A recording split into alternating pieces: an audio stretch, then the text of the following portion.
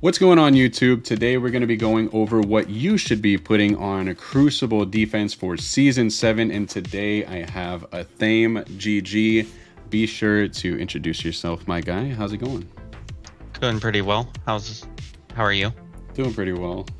We were going over some of these rooms, and both of us were pretty much brainstorming on what should be the best thing, and I sort of wanted to go over with you and inform the community on like why we have these specific choices, because these specific choices up here don't necessarily make any sense in these room rules as they are right now in Season 6. So first we're going to read off the room rules, and then we're sort of going to go based off what we have at the current time. We're doing this right now just so you can sort of get an idea of what to set up for next week, because since we're going to be rolling right into it on April 1st, you sort of want to already have those defenses set. You don't want to be caught having the wrong defenses in the wrong room. So in number 1, it is actually Full House, and as I'm reading it here, skirmishers apply ability block on successful attack if the following ISO class has ability block. The strikers gain 50% damage and raiders clear ability block and heal for 10% of the max health. And the Cabal traits, I'm not necessarily sure if those will do anything, because they really only necessarily hurt Cabal. In most of these rooms, it's not even necessarily going to affect any of these. Really only maybe the villain characters, if there's a Cabal ally, barrier 10%, but other than the global rule of gain 20% health and 10% damage on defense, I don't necessarily see there being much of a difference unless you're using Cabal as a global rule. So these are mainly more so for the room rules, right, Athame? Yeah, it's more going to be about the room rules than the season rule here. It's not as impactful as like the room rules of what we had with Hive Mind, where you could use it and essentially in conjunction with any other Superior 6 member to still build a full team. This is a much more narrow season rule. Yeah, I agree. So in number 1, we have the Skirmisher, Striker, and Raider room. So these Strikers, they gain 50% damage, right, if they are ability block. If Raiders clear ability block and heal for 10% max health, and the Skirmishers apply ability block on successful attack. Why exactly did you decide on Infinity Watch and Quicksilver here instead of like an Extreme or something?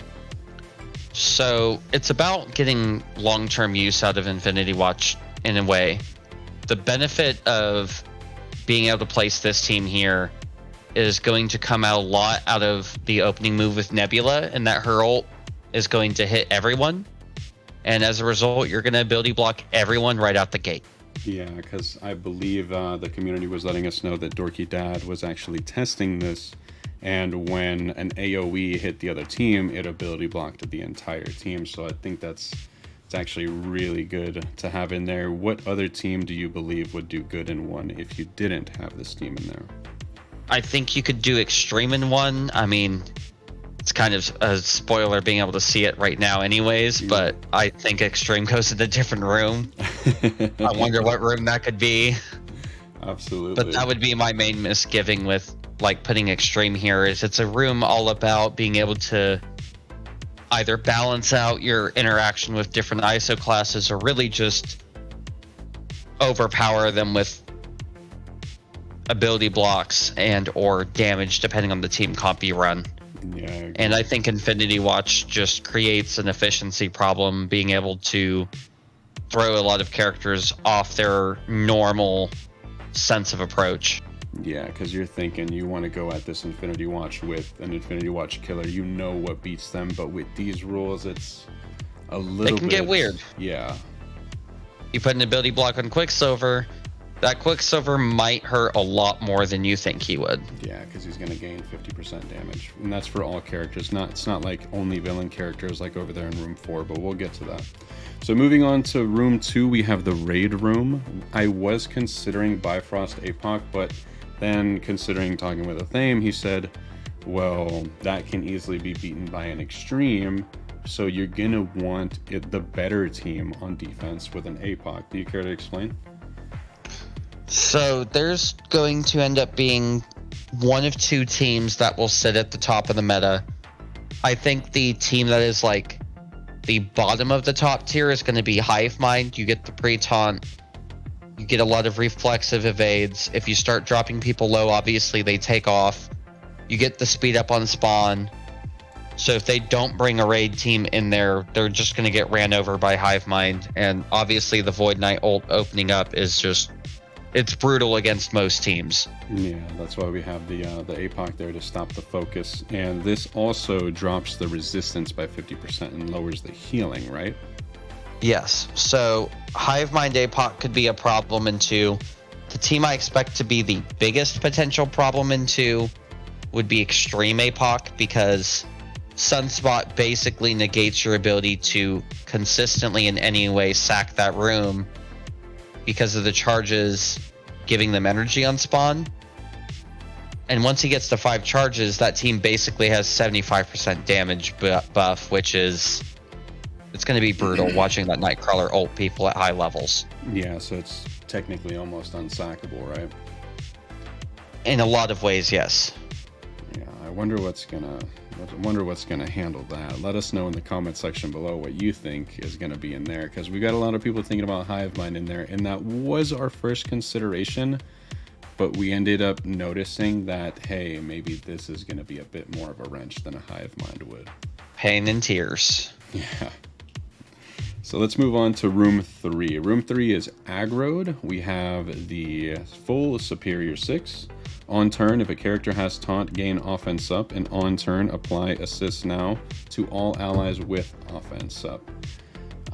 There were a lot of candidates for this room, like your Unlimiteds, your Gammas, anything really with an offense up. Even an MOE attacking in this room is going to be absolutely dangerous.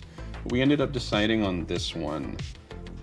What was your thoughts behind the initial thought of this, and before you were thinking about Unlimited, sorry?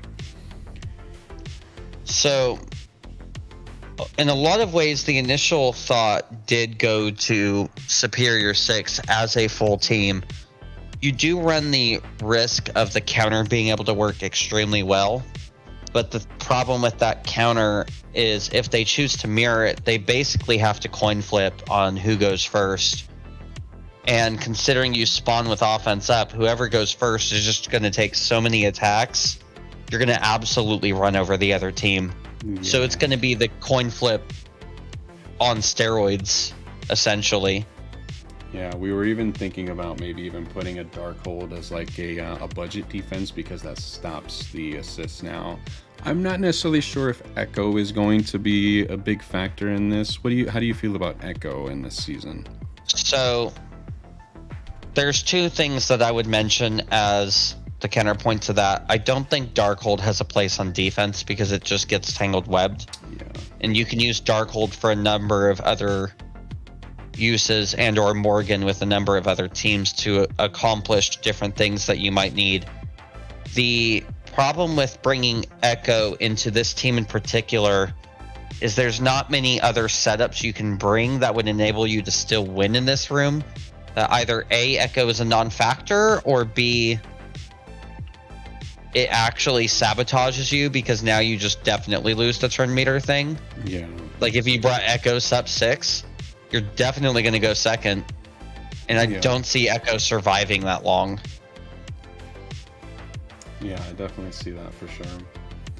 All right, so what would be another team that you would put in here other than your Superior 6? Say you wanted to keep the Superior 6 just in case somebody else put Superior 6 so you can do the mirror. So it'd have to be a team that spawns with offense up. I think that's probably part of the conundrum, and if for whatever reason you hate yourself and want to make your life difficult and ran Hive Mind in 2, you could run Extreme in 3 with Sunspot in particular, because he would give you the offense up on spawn. And if you ran that, you would get the assist mechanic from everyone, and you could drop someone for X23 and just go on the damage train. Yeah, I see that happening too, my goodness. Oof. So what exactly would you use to take out this team here? We were talking about Super Scroll, right? How he's going to be very necessary for offense, right? So the main team that you could use to beat Superior 6, at least in a way that was clean and didn't give you a looming sense of doom and destruction, was, and it's specifically left to right, you would run Vol, Doom, Sus, Better Ray Bill, Hella. And your Sus would take 2 turns. You would special whoever's adjacent to Green Goblin in a way that you rewind Green Goblin. So like with your positioning, I would do it on Doc Ock. I would rewind Doc, Craven, and Green Goblin. Second turn, I would basic Lizard. And those 2 retaliates hitting Doom. If it doesn't already drop him below half, the next character to go if you rewind Green Goblin is Vol.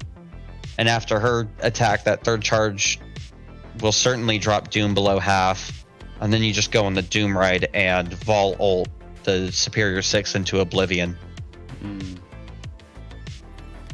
It's definitely going to be interesting, man, because it's going to be an efficiency game. I see a lot of these being a lot of wasted turns and a lot of wasted places. It's definitely going to be a low efficiency, full clearing kind of deal this season, huh? Yeah, it's going to be how quickly can you clear a team and what do you need to clear it. Yeah, it doesn't necessarily feel too cookie cutter. There's definitely some variation in these rooms, but it definitely feels like as the weeks go by, people are just going to be leaving the same thing everywhere, right? I mean, eventually a meta is going to settle in and we just have to be... Hopefully a lot of variation happens like the last season where that meta didn't ever really settle. Mm-hmm. I have some concerns along with the season rule that could play into that potentially settling. Okay. Yeah, I can see that happening for sure. All right, moving on to room 4, we have Unstable Energy. Villain characters, ultimate abilities for villain characters cost 2 less energy and lower the max health by 25% for all villain characters. Now, I know you guys see a whole bunch of villain characters right here. You're probably thinking it's pretty risky, but we were brainstorming a little bit. We were thinking, well, what can we put in here to stop a usual meta team? And this was the thing that we could possibly think of, but we didn't want to waste anything for offense because some of these defenses are going to be a little ridiculous. Did you want to tell them what we had in here before we put this in? So originally we had Gamma in order to try to bait out new warriors because you're going to treat this room either as I'm going to do something kind of off the wall to try to catch people off guard. Not that this isn't a defense we've seen before, as we've had a variation of this room before. And it's either that or you just throw in a placeholder team like Gamma is obviously just... There's a lot of things that blow it over. You can use Pegasus, New Warriors, MOE. You have a number of options. This variation in particular, if they bring in like Eternals, you can throw in some RNG because Vulture's going to open with that very early rewind. Yeah. And you'll just start messing with turn order quite a bit. Yeah, it'll definitely be an efficiency drain here. And we didn't necessarily want to give New Warriors too easy of a matchup, considering everything would be a lot easier for them with ultimates being 2 less, and lowering the health for villains, of course, would make them very squishy because none of the New Warriors are villains. Correct. Yeah.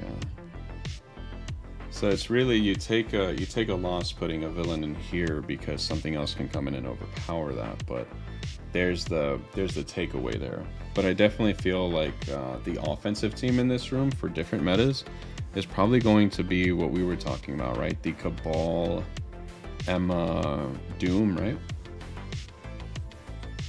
I mean, it depends on what team is placed where. Like, if they decide to use Sus and 4, Cabal will walk over that team. Yeah. And you don't want to waste Cabal because Cabal is definitely your... It's kind of the oh shit button for figuring out a complicated problem. And I'm thinking Cabal might have some importance in the raid room if you want to try to be extremely efficient. this season. What, to just completely delete it out of the water? I think there's a specific hybrid that will take care of the top raid teams in Room 2. More details on that in a future video. My goodness, you have me on the edge of my seat with that one. So Room 5, we've got Flashbang. Flashbang is characters with blind reduce speed by 5% and armor by 25%. Ultimate abilities apply blind to the primary target. Now, I was thinking Death Seed and Scroll, and people are thinking that I'm crazy, so I went with the Thames strategy here and decided to do a out of time Dormammu. Do you want to explain this one? So the biggest problem with using Scroll on defense now is Cabal, right? Like, Cabal makes Scroll on defense a trivial character. Mm-hmm. He becomes borderline inconsequential. Cabal with Emma will literally walk over Super Scroll any day of the week unless you have APOC or Nightcrawler on that team. And even then, there's ways to get around it, and it's just not going to do you the justice you need to pull any value out of Super Scroll, and that's not a cheap character to use.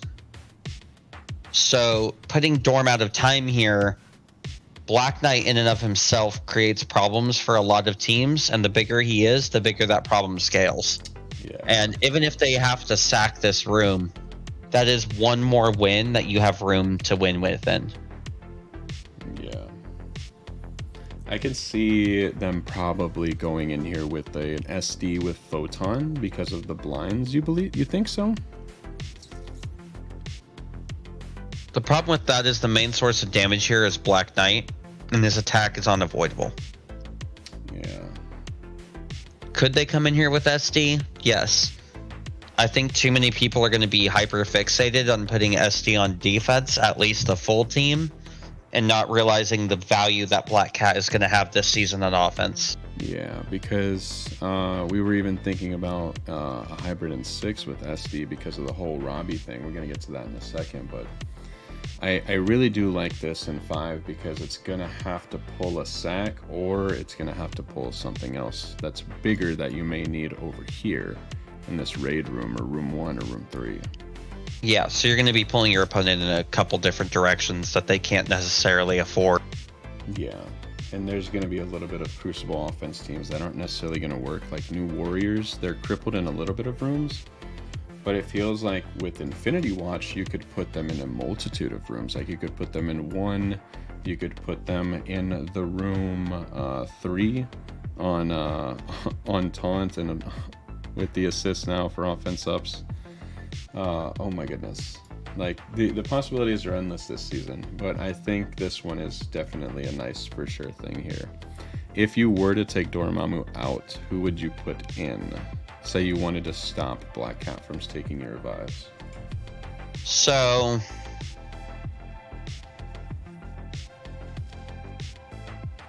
I think my biggest problem is if you take Dorm off, this team becomes susceptible to Hive Mind if Hive Mind isn't on defense, and or depending on the size of your Black Knight, susceptible to characters like New Warriors and MOE. Mm-hmm. I think if you aren't going to use Dorm with Black Knight because of the staying power that Dorm adds to the team in really all but one situation now, that you can't put Black Knight on defense outside of absolutely colossal sizes. Yeah. I really enjoy my 3-diamond Dormammu. He has not failed me. Alright. Well, that's going to be a pretty crazy thing for Flashbang in room 5. Moving on to room 6. We've got Crossroads. On crit, apply bleed to primary target. If any Ghost Rider is an ally, Ghost Rider Robbie or Ghost Rider, what is it? Cosmic Ghost Rider? Yeah. If they have bleed, they gain 20% armor and apply 20% crit chance on all 2 allies. So what is your thinking with this one? Because it looks a little bit all over the place, but I know there's a strategy behind it. And I wanted to take Ronin out, but you told me not to. So my first thinking is Who was in the weed lounge designing this room at Scopely? And then I ignored 90% of the text in the room and focused on one line. On crit apply bleed. Yeah, the bleeds. That's the only line that's going to matter in this room. So the entire design philosophy behind this team is it is a bunch of fast characters that do crits that also apply bleed. Yeah. So when these characters crit, they're going to apply an additional bleed.